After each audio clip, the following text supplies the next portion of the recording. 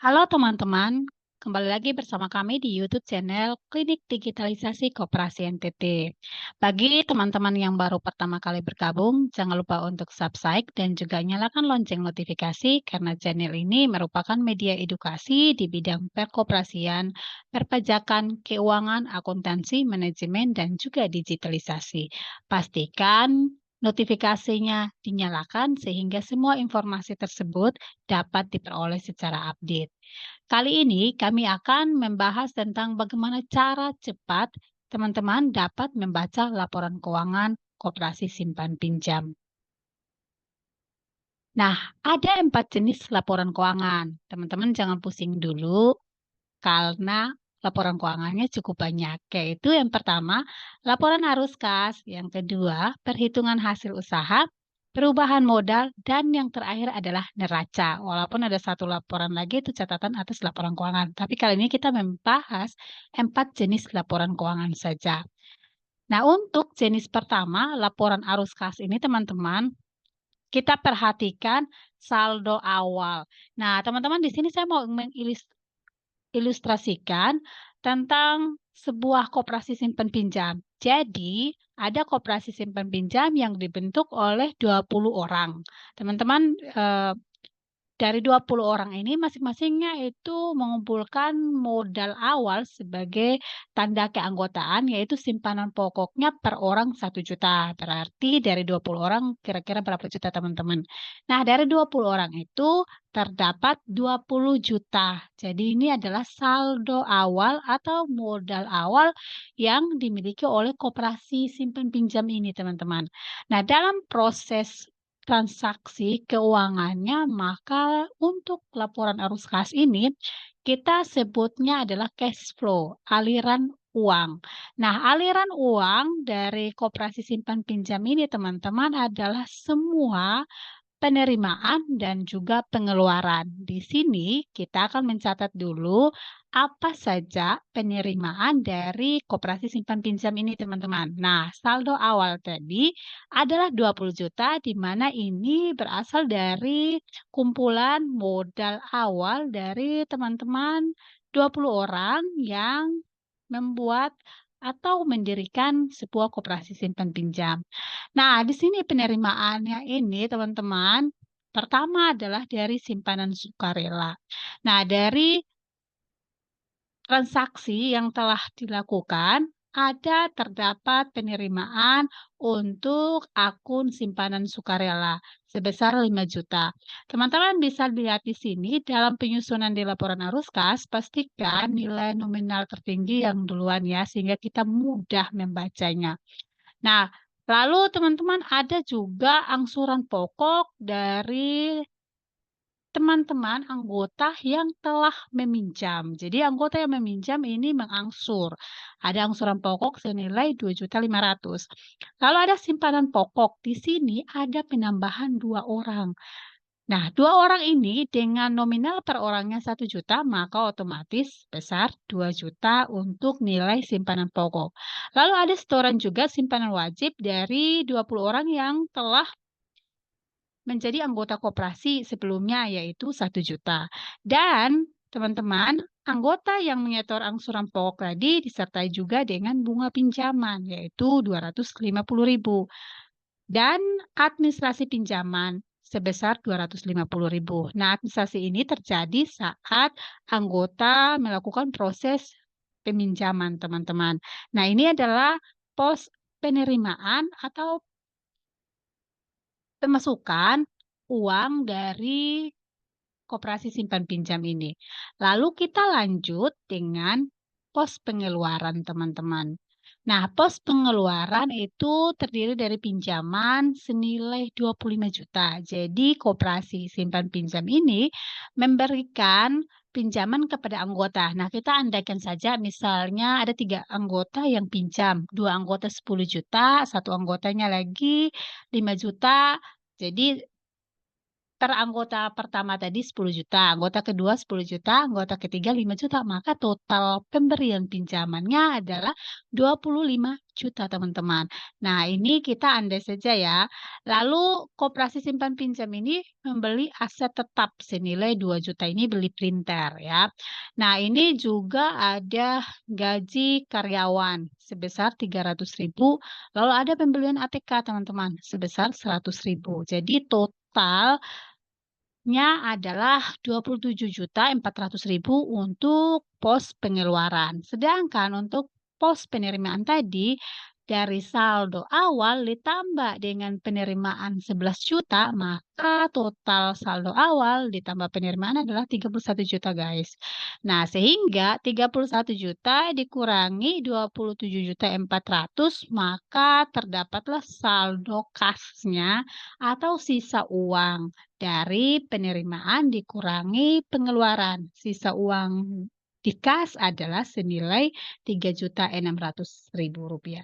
Nah, teman-teman, perlu perhatikan akun dan juga angka di setiap laporan, karena ini sangat penting untuk kita melihat bahwa, oh, koperasi ini layak saya untuk menjadi anggota tidak? Koperasi ini layak untuk saya menyimpan uang di situ tidak? Koperasi ini bisa dipercaya tidak? Koperasi ini kesehatannya bagus atau tidak? Nah, makanya teman-teman, baik sebagai pengurus, pengawas, bahkan anggota, atau calon anggota wajib untuk membaca dan memahami laporan keuangan dari koperasi tersebut, teman-teman. Nah, kita lanjut lagi dengan laporan kedua.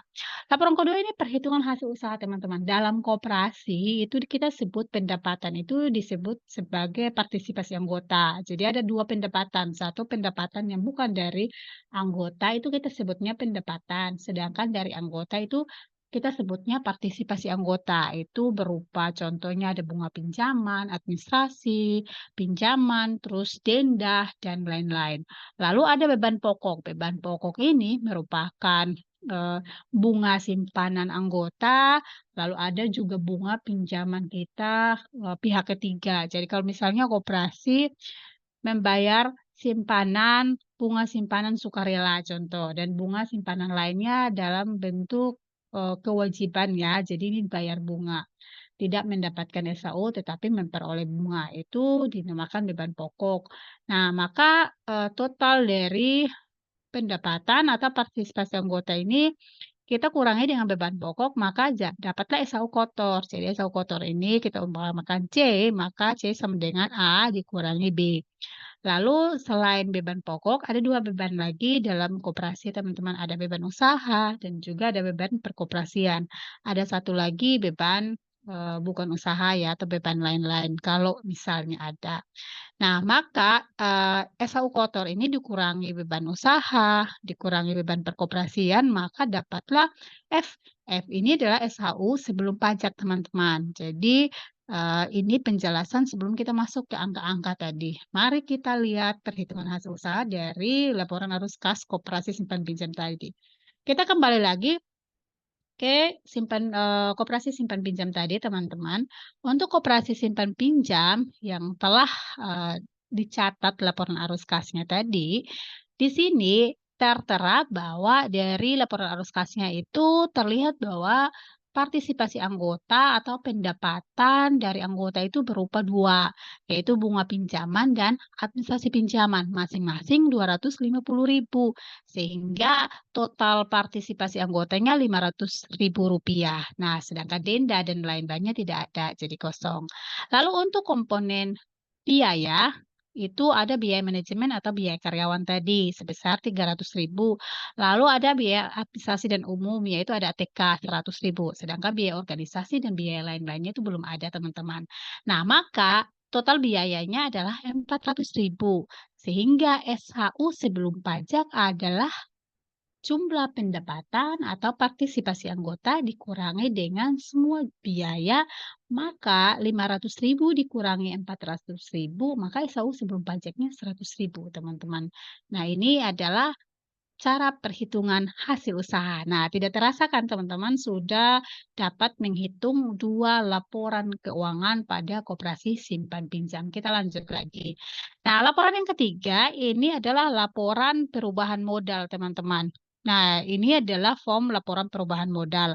Di sini teman-teman bisa lihat ada simpanan pokok, simpanan wajib, hibah, cadangan. Dalam hal ini ada cadangan umum dan juga cadangan risiko dan SHU. Nah, di sini saldo awal, lalu ada penambahan, pengurangan, dan juga saldo akhir. Nah, untuk saldo awal sendiri teman-teman, tadi kita sudah sampaikan bahwa ini kumpulan modal dari 20 orang anggota dengan satu orangnya itu 1 juta, maka 20 juta. Jadi ini sebelum terjadi proses transaksi, simpan, dan pinjam lanjutan sudah ada modal awal yang terkumpul. Lalu di tengah, transaksi atau perjalanan, maka ada penambahan 2 orang, teman-teman. 2 orang ini dengan nominal simpanan pokoknya adalah per orang 1 juta, maka 2 juta. Dan juga simpanan wajib ini ada penyetoran dari 20 orang sebelumnya, yaitu 1 juta.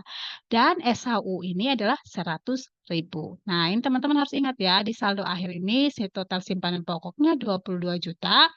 Total simpanan wajibnya 1 juta, lalu SHU-nya 100.000. Sedangkan hibah dan cadangan itu tidak ada atau cadangan belum ada. Maka teman-teman perhatikan angka-angka ini karena angka-angka ini akan berada di neraca. Nah, laporan ketiga sudah selesai, kita lanjut ke laporan keempat, teman-teman.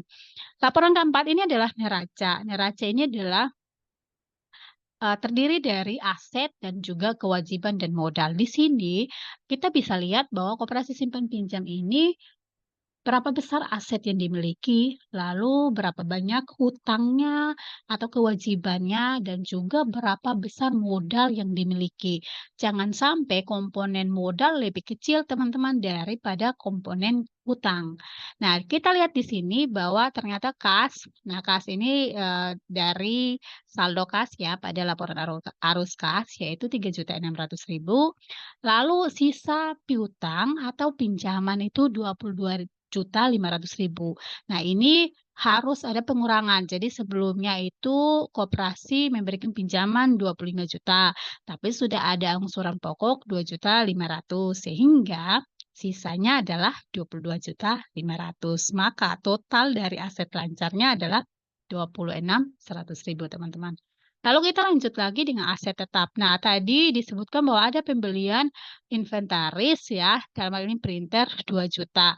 Nah, teman-teman, inventaris ini bisa ada di aset lancar, bisa juga di aset tetap, teman-teman, tergantung daripada penggunaannya. Kalau memang pergantiannya lebih cepat di bawah 1 tahun, maka adanya di aset lancar. Tapi pergantiannya lebih lama, maka di aset tetap. Jadi kalau misalnya ada inventaris printer yang harganya 500.000 ya kita taruhnya di aset lancar saja.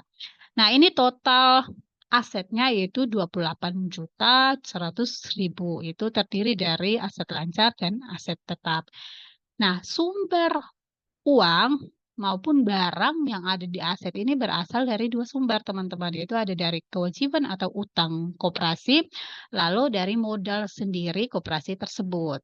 Nah, ini dari koperasi simpan pinjam tadi, teman-teman bisa lihat total simpanan anggota yang di sini yang dimaksud adalah simpanan sukarela sebesar 5 juta, lalu ada modal ya, yaitu simpanan pokok 22 juta, simpanan wajib 1 juta, dan SHU tahun berjalan 100.000. Nah, ini modal tadi diambil dari perubahan modal ya, teman-teman. Nah, karena ini koperasi baru, jadi belum ada pembandingnya. Nah, sampai di sini apakah teman-teman sudah bisa memahami tentang cara membaca laporan keuangan? Karena dari sini kita melihat bahwa, oh ternyata koperasi ini, cukup bagus karena baru berjalan tetapi, modalnya 23.100.000 lalu utangnya hanya 5 juta, itu pun utang dari anggota ya, yaitu berupa simpanan sukarela. Nah, tetapi masih ada kas 3.600.000. Nah, ini teman-teman bisa dilihat, secara keseluruhan dari laporan-laporan yang ada pada koperasi simpan pinjam. Hal ini supaya teman-teman tidak mudah dimanipulasi oleh penyaji laporan keuangan. Nah, Ini adalah penjelasan kami, semoga dapat bermanfaat dan terima kasih sudah menyimak dan juga mengikuti penjelasan tentang cara cepat membaca laporan keuangan. Jika ada komentar, jangan lupa untuk komen di kolom komentar. Sampai jumpa di video kami selanjutnya.